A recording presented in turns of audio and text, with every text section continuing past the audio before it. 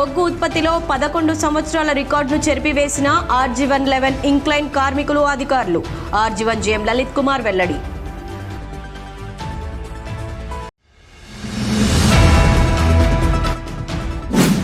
ఆదివాసుల జీవనాన్ని దెబ్బకొట్టేలా ఉన్న ఆపరేషన్ కాగార్ను కేంద్ర ప్రభుత్వం ఆపివేయాలి.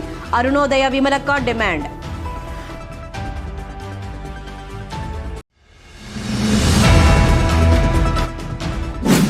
పట్టభద్రుల ఎమ్మెల్సీ ఎన్నికల్లో కాంగ్రెస్ పార్టీ అభ్యర్థి నరేందర్ రెడ్డికి మద్దతును తెలిపిన సిపిఐ పార్టీ.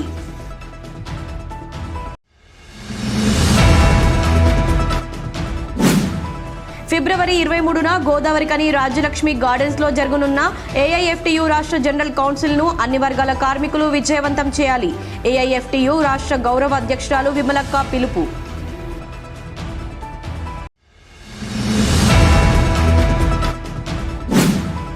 బీఆర్ఎస్ నాయకులు కౌశిక హరి రామగుండం ఎమ్మెల్యేపై అబద్ధపు ప్రచారం చేయడం మానుకో.